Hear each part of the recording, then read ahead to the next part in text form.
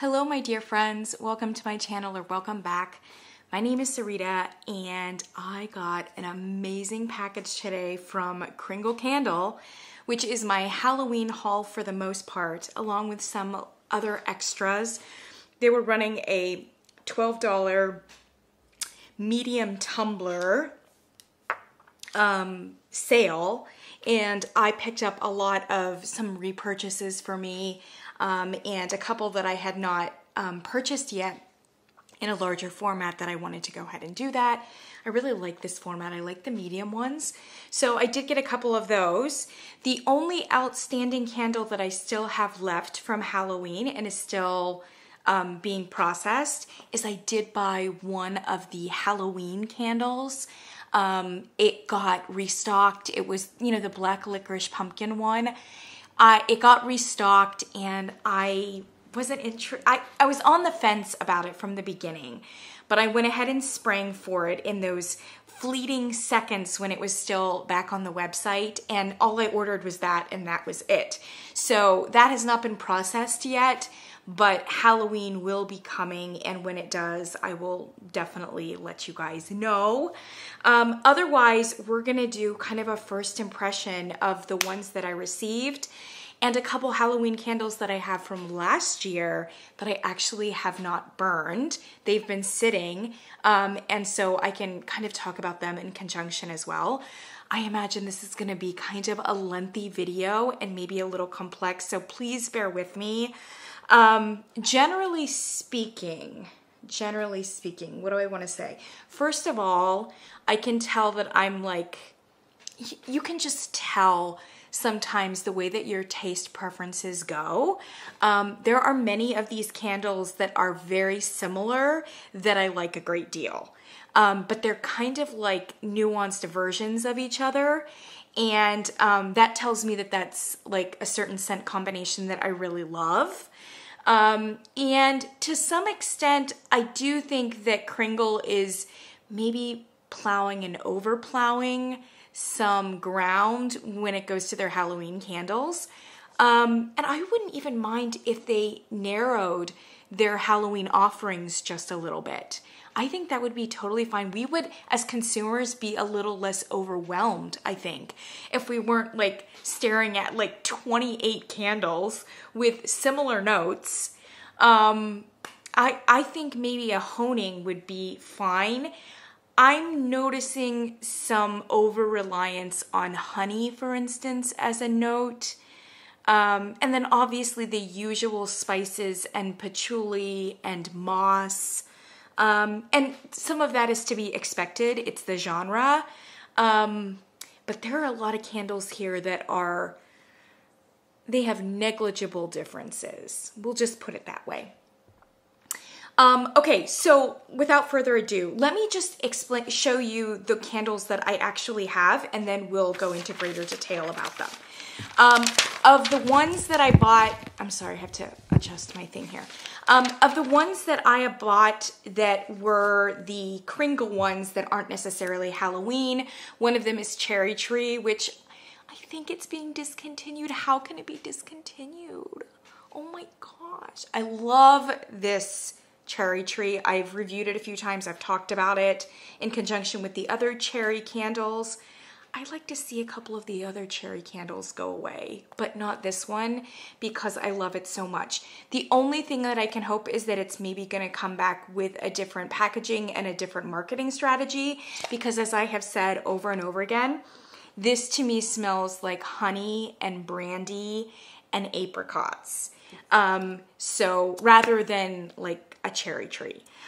So in that sense, I'm really looking forward to burning this in September because honey and apricots just seems like really great for that transitional fall period, maybe for Rosh Hashanah. So I will be, as it still is on the website, I will definitely be buying more Cherry Tree because honestly, it's in my top 10 of Kringle candles. I think it's a very, very successful candle that was probably mismarketed from the very beginning. Then I also got Tea Time, which I got in a daylight this year, but I had not gotten a candle of, so I went ahead and got this one. And this smells a lot like Constant Comment tea, if you're familiar with it, which is a very spicy clove tea with some like citrus overtones as well. When this came out in the spring of this year, many people objected and said, well, this is more of a fall candle. If you're one of those people, public service announcement, it is fall, get your tea time out. I was one of those people that thought, well, if it's a rainy and cold March, I actually think this is great for like early March, where it's not exactly lilac season, if you know what I mean. So I was fine with it in the spring. I would have loved a rainy London day with like dark and umbrellas. I feel like that would have been, it would have massaged the marketing a little bit more and recommended it for the spring season. So I otherwise think that it was fine in the spring, but also a great September burn. So think about tea time, all right? And then last one I bought, and this is a surprise, Marshmallow Morning. Look at this. I can't believe that I bought this, and you're probably thinking the same thing because this is not my taste level on like so many levels. I was at the store Belk. We have a Belk store here in Charlottesville, and they carry some Kringle candles, especially, I think they were like the 3-wick soy blends that Kringle has given to Belk to like get rid of, and I was just smelling them all because a few of them I would never have purchased. And I thought, well, what the hell? I'll just, you know, smell them. One of them was Marshmallow Morning, and I lifted up the lid, and I was so surprised because I just expected like a sugar cereal onslaught that I don't do gourmands, and I don't do sugar cereal, and, you know, I was so surprised. Rather than it being super sweet, it is sweet, don't get me wrong, but it's a very mellow and warm and almost bassy kind of sweetness. And for a second, I actually thought that it was not a gourmand, although it has gourmand elements to it, because there's something almost musky on the bottom of the candle. There's a very like, I can't explain it. There's this dark, mysterious quality that's kind of spicy that's on the bottom, and carameled, and nutty, but in a very like almost non-gourmand way. So the notes on Marshmallow Morning are creamy marshmallow, coconut milk, sweet praline, nutmeg, cinnamon, and then again vanilla and marshmallow.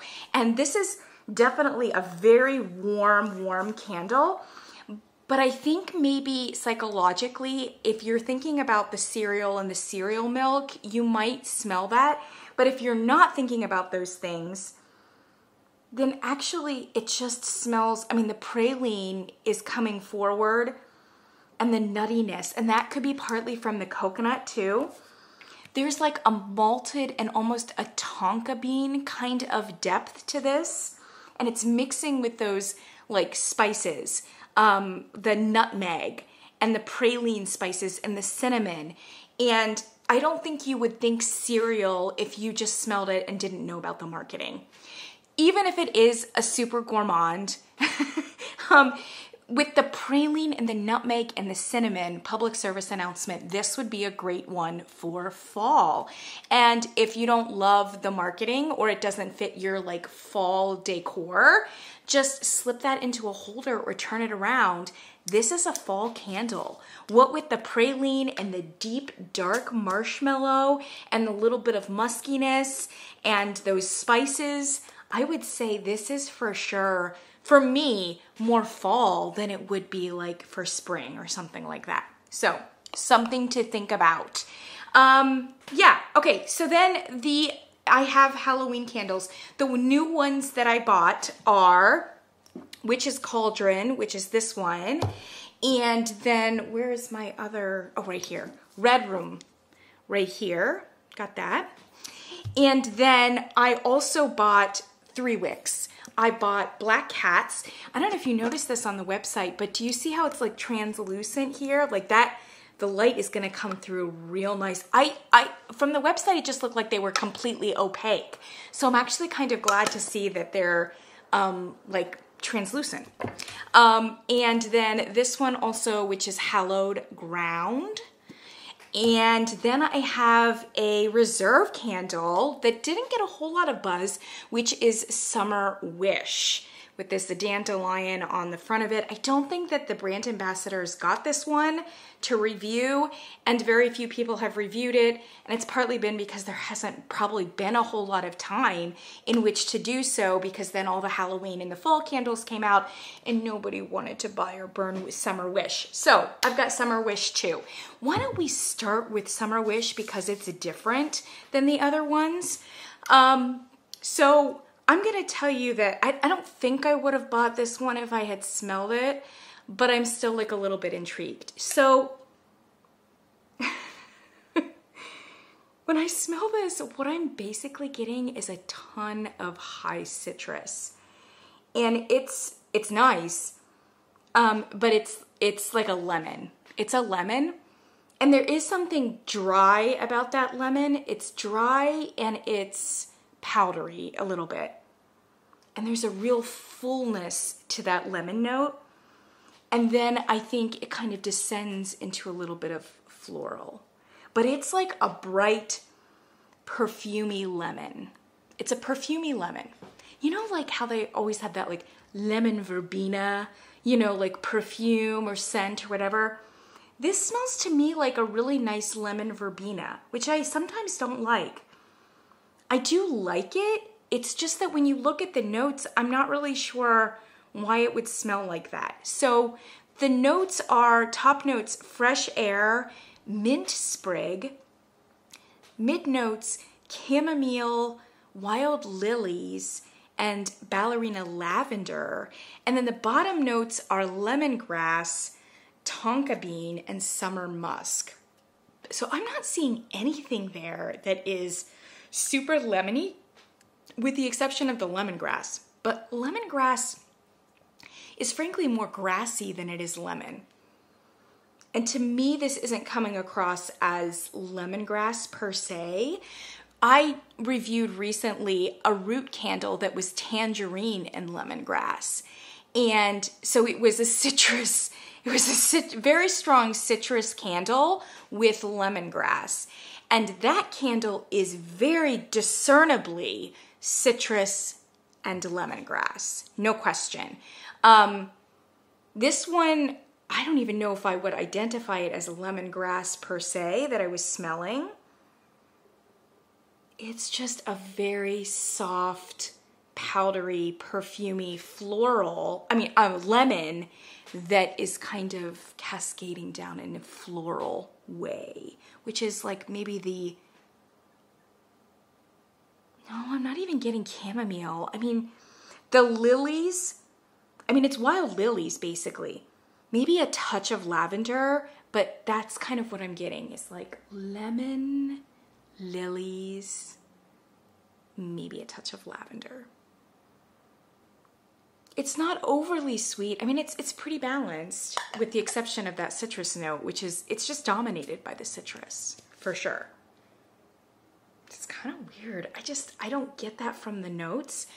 I'm gonna burn this one up. I'll burn it up in the next like week or two and come back to you before August is through. We'll talk about Summer Wish because it's a reserve candle. It's limited edition. Like, it's still on the website. It needs a review. Nobody's reviewed it, so I'll review it, okay?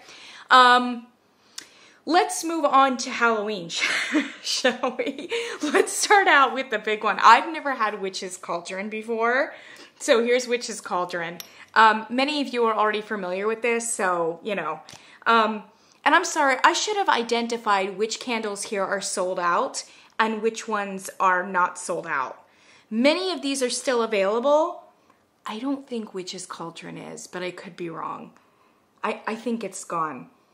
Okay, so this one has been around a really long time, and they have the most sparse, like, scent notes possible. So for Witches Cauldron, all they have is top notes cedar, clove, mid notes incense, bottom notes citrus. Ooh, there's no citrus in this. I mean, there may be citrus. I'm not smelling citrus. Nothing will prepare you for how this smells. It's really aggressive. Wow. So I would say that the very first note, they're right. The first note is like that cedar note, cedar, but it so quickly morphs into this like super funky, grassy, like aggressive kind of like thing.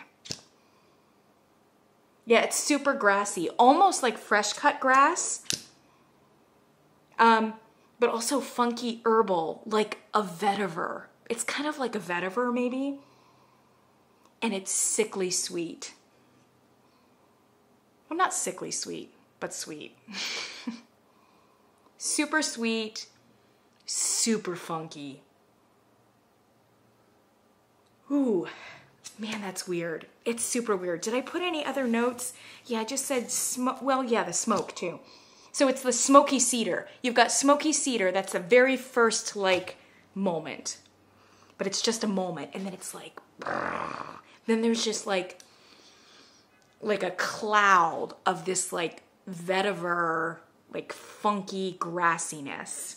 Did I put grass? Yes, funky grassiness. And I thought very sweet. There is a sharp, almost medicinal note right on the end of that like funky herbal thing. And I don't know what that medicinal note is, but it almost reminds me of like menthol or something like that. I mean, it's not quite as cool as like a menthol or eucalyptus, but it's real like sharp. Is it camphor? Is that? I don't know. In short, I don't know if I can burn this candle. Oh my gosh, I have a confession to make to you guys. Last year I bought, what did I buy? Sleepy Hollow. I bought Sleepy Hollow, and I burned it once for like 2 hours, and it was so scary and so disgusting that I couldn't do it. And I sold it on eBay. I sold it for a really good price because I had burned it once, and like somebody else got joy out of it, so that was great.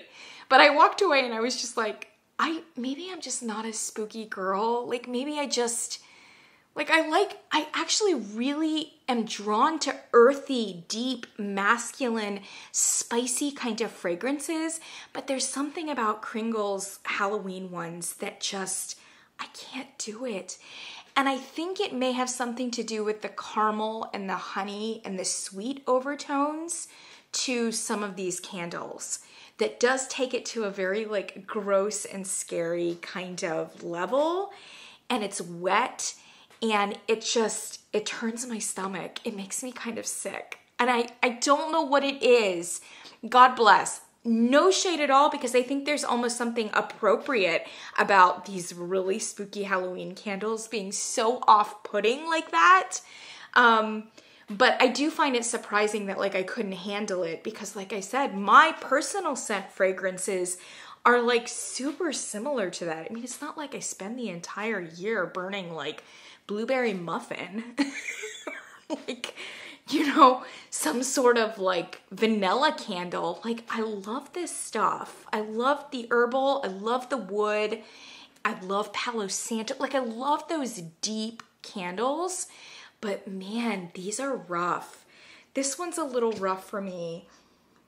I kind of think I may just resell it, because I feel as though maybe somebody else would appreciate this more than me. And it's so much. And I don't want to like burn it up and then decide, oh yeah, it's like too much. It's like really aggressive. All right, let's talk about one that I will keep and I will burn because I'm really happy with it. And that is Redrum right here. Redrum I really love. Yes, this one isn't so spooky. It has many of the same notes as some of these candles, but it's like the spookiness is gone a little bit. This is a very honey forward candle, very honeyed and very wood-like, but it's a warm wood and it's dry. It's not wet. It doesn't have moss. It doesn't have patchouli. It doesn't have stank in it. It's just a really beautiful honey or amber, and then this like dry cedar wood. So the notes on Redrum are top notes: clove, fresh, timber, and black salt.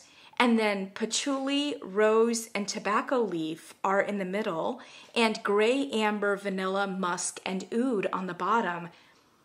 And I don't really smell like half of those things. So maybe when upon being burned, like all of that will come out a little bit more. Maybe some of the rose. So, and yes, like maybe a little bit of clove rose, like maybe kind of on the end of it, but I would say dominant is that like honey. There's no honey in here. Where would that be? It's just vanilla. Oh, but it's amber. They do have amber. So see the amber, vanilla, musk. I could see how that might come across as a little bit honeyed. And woody. So you've got the oud wood, you've got the timber, right? And I would say that it's dominated by that, with a little touch of spices, and that's the clove. I wouldn't say patchouli so much as just like a very light musk and maybe a little touch of powdery floral. It's really lovely. It's lovely. I've heard that the throw on this one is not great, and I could see that. This to me feels more atmospheric. It's blended. It's great. It's great. I like it. I like it. It doesn't blow my mind, but yes, I can definitely see burning this particular candle. All right, so those are the two Halloween candles I had, but I do want to talk about from last year. I also had Witching Hour right here. The lid got broken. This is funky too. I kind of go back and forth. Do I want to keep Witching Hour? But look how beautiful that is. Okay, this one's funky too, although this one is a little bit more palatable to me than the Witch's Cauldron. So Witching Hour is dried berries and earthy spices on top, jasmine petals, blue spruce, and violet leaf, and then bottom notes are smoky, moss, sandalwood, tonka bean. It's blended very nice. It is some smoke, it is some wood, and it's definitely a lot of that like earthy, dank, mossy stuff. But there is a dry, this particular fragrance is a little bit more dry, and the sweetness is not coming from like amber or honey. It's coming from the dried berries and the violet leaf and the jasmine petals. So there's a sweetness, but it's a little bit more of a botanical sweetness to me rather than like a syrupy sweetness or a caramel or a honey, which I think is a real like double-edged sword.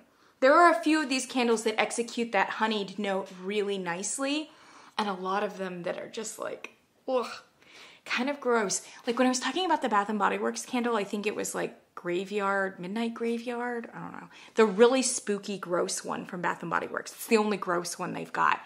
And I said that there's a certain sweet note with the musk and with the moss. When you have them together and it's real like dank and moist, it smells kind of like a food product that is going bad or garbage. You know when it gets like sweet smelling? Like that's the kind of sweet that many of these go in and can easily go in when you have that combination of like the honey and the sugar, right? But this one doesn't quite go that direction because of the dry down of the, it says dried. This candle is less wet, number one, which cuts down on your gross factor. And this one also has a more organic and botanical sweetness to it, which blends really nicely with the other earthy and funky elements, if that makes sense. I'm still not sure that I'm going to love it. I'm still not sure that it's not too spooky for me and too gross. But of all of the Halloween ones, that are like really gross like that, like Sleepy Hollow and the Witch's Cauldron. I think this one has the best chance of me being able to like stomach it and, you know, whatever. Okay, and then I also had Nevermore. So this is the old label, Nevermore. I gotta be honest, I actually like this label better. The other one is like this weird like dragon thing that's like purple or whatever. It's fine, but like, can you really beat that? That is everything, right? Okay. I don't know why they changed it. This one is a lot of honey as well. A lot of honey. In fact, I would say it's dominated by honey. So the notes on this are chai spice honey, sandalwood, tea, cinnamon, and floral. And do you know what this is similar to? Tea time. Very similar. And if you look at the notes for tea time has clove bud, zesty orange, cardamom, star anise, steep tea leaves, cinnamon, sandalwood, and golden honey. Whereas Nevermore, so they both got the chai spices in there. They both have honey. They both have cinnamon. And they both have tea. And they both have sandalwood. So I would say that this one is a little bit drier and less honeyed. So this substitutes the honey for the citrus element. It has some citrus in it that this one doesn't have. So it's brighter. It's got a little bit of a brighter pop, right? It's got citrus and it's got like really discernible tea leaves in it, okay? So while this one, I can't really smell the tea, but they've got the same cardamom spices. They are supposed to have the same sandalwood base, although if you're not a sandalwood person, I wouldn't worry because the sandalwood doesn't come across in either of them. They both have honey, although less discernible here and dominating in here. And I said last year that all I smelled was honey and like no chai spices. This year I can smell cinnamon. I don't know that I'm smelling a whole lot of other spices. Like maybe a little bit of like tiny bit of clove, but I can smell the cinnamon now. This is a very like thin kind of high fragrance though. It's a lot of honey and it's a lot of cinnamon. I don't know that it's a whole lot more than that. Yeah, I think I'm actually going to burn this one for Rosh Hashanah this year. If you're unfamiliar, I'm not Jewish myself, but Rosh Hashanah is the Jewish New Year, and one of the most like iconic foods for Rosh Hashanah is honey and apples, which is great because, you know, Rosh Hashanah usually falls in those, you know, high September weeks when we're transitioning to apples, and honey is great as well. So I think I'm gonna burn this one up because it's not terribly spooky. I'll just find something or turn the label or whatever and burn this high in September. We'll see how that goes. But very similar to tea time, maybe just a little bit less spicy. It just has less depth across the board. But yeah, it's fine. It's absolutely fine. And to my knowledge, they haven't changed it a whole lot from the Nevermore that is on the website currently, although it does have a different label. All right, so let's go to our two of these, which none of the brand ambassadors got the 3 wicks. So like this is a moment. Let's start out with this one, which is Black Cats. And this is possibly one of the most off-putting candles I have ever smelled from Kringle before. And I suspect most of that is intentional, like for a Halloween thing, but I had like really high hopes for Black Cats, and like, I think I may just have to sell this one. Like and I may not even be able to because it's still on the website. And man, I just don't even, there's a slight chance that upon being burned, like it would be different. It would be softer. It will transform. I don't know. But I mean, man, this is like probably stronger than Witches Cauldron, Sleepy Hollow. It's stronger than any Halloween candle I've smelled from Kringle, period, end of story. And it is super, super aggressive and like angry smelling. Okay, so Black Cats, the notes on this one are top notes: black pepper, tobacco leaves, smoked suede, pine sap, red cedar, velvet oak moss, and warm amber. I'm sorry I didn't break those down in terms of like top, mid, and bottom. Nothing will prepare you for what you will smell. Nothing. Oh man, it's really terrible. So it's an assault. I mean, it's aggressive assault, and it's not pleasant. This actually reminds me a great deal of the Witching Hour, but Witching Hour is like the more mature version of this candle, as in it's had time to sit, to coalesce, to be warm. There's a greater, like, it's dry and it's warm. It's like really worn, well, like leather chairs in like a study or something like that, you know? This to me smells like the young version of it, where like all of the elements are sharp and raw and they haven't come together and they're still wet and like, you know what I mean? Ooh. Okay, so it's hard to know exactly what it is that you're smelling here. I'm not getting black pepper. I'm not getting tobacco. I don't even know that I'm getting a ton of wood. I think what it is the suede, the smoked suede and the oak moss. And I think those two are the dominant things, and it's just really not good. There is actually a very strong burnt plastic or burnt rubber smell, and I don't know if that's a mistake, like something is off in the pouring or in the production, because I know a lot of people have complained about the Gourmand one, the that it one with the boy with the balloon. That was a Gourmand one, and some people are getting like a beautiful almond pastry, and then everybody else is getting like a burnt something or other. So I'm wondering if there was a problem at some point, and maybe this is just a mistake. So that note that I'm smelling, which is a very strong burnt plastic and rubber, maybe that's a mistake. If it's not a mistake, and that's just what I'm, like, my nose is smelling and going, like, associating, but, you know, it's not necessarily an authentic plastic smell. The only thing I can think is it's that combination of the smoked suede and the moss. It's hard to get a beautiful leather note that works and that is pleasing, for lack of a better term. And there are pleasing leather candles. Actually, and I have Succulents here. Succulents has a really beautiful leather note in it. Velo had a leather note in it that smelled like leather and was somewhat pleasant. This is a leather note that is not pleasant.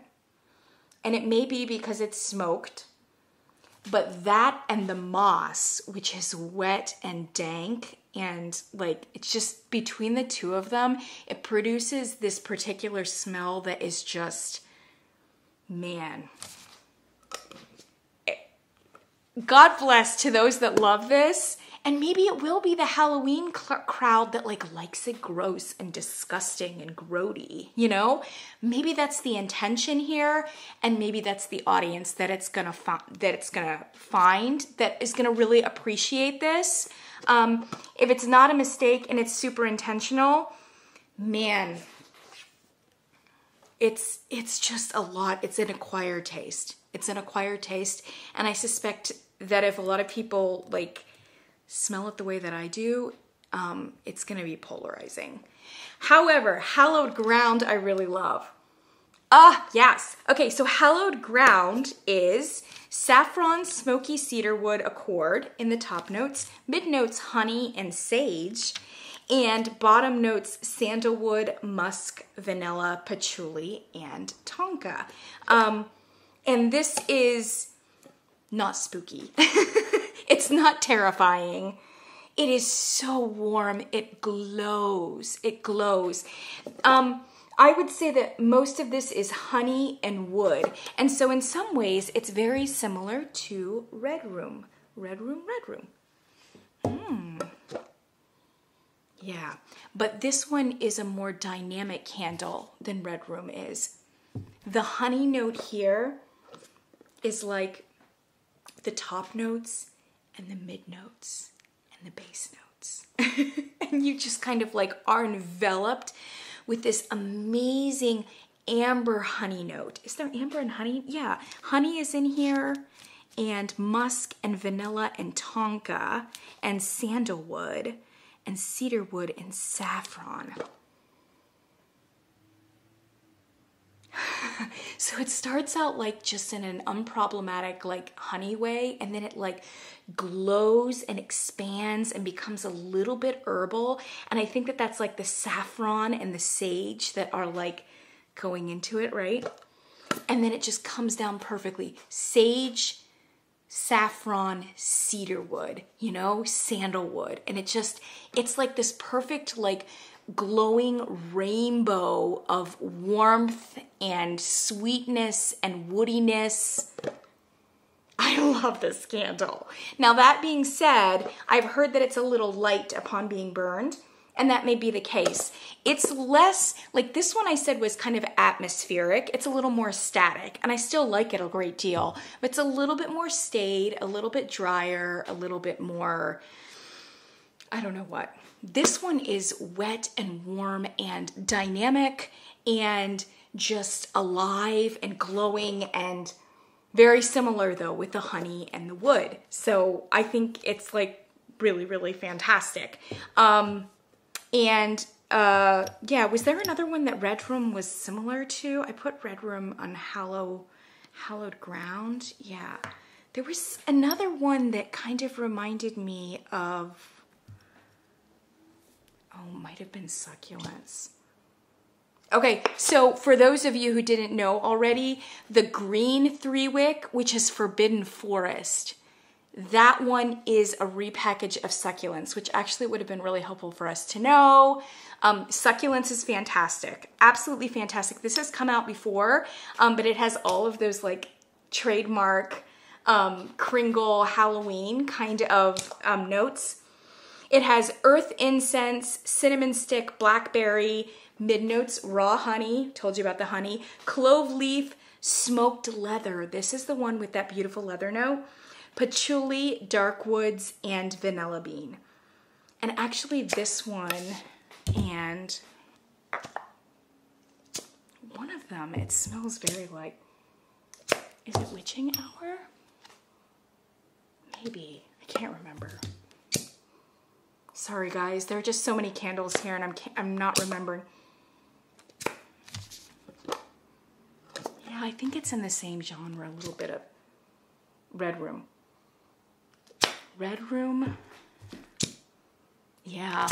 It's Succulents and Redrum that are actually really similar. This one's just more complex than Redrum is. But it's got the honey note and it's got dark woods, yeah. But then it also has a lot more spicy notes, and it has a really beautiful smoked leather that comes through. Like you can smell it with some patchouli. So this one, and this one, all fairly similar, and I love them all three. These are probably like my heart candles here for Halloween. These three, very similar. Dominant on honey and wood, and then some of the traditional like spices and earthiness. But for the most part, fairly dry and like not scary. Yeah. And then this one, Nevermore and Tea Time, are also very similar, but they don't have a wood note. They just have the honey with the spices, pretty much. Yeah? And then this one is disgusting. And Witching Hour is the most palatable, I think, of all the really gross ones. Witch's Cauldron is an acquired taste as well, but actually more palatable than Black Cats. Black Cats takes the prize for being most unpalatable. Don't forget Marshmallow Morning, and I'm gonna work on Summer Wishes. Look for a review soon. That's all I've got. I know that was long. I know that was a lot. I'm not disappointed here. I'm really not. I went in with caveats in my heart and mind because Halloween is not really my holiday. And per my brush with Sleepy Hollow last year, these might just be a little bit out of my range in terms of what it is that I like and that I can burn. So yeah. That's what I've got for you. Thank you so much for joining me. Tell me about your thoughts, especially if you bought some of these candles. Tell me about them. Tell me what it is that you smell.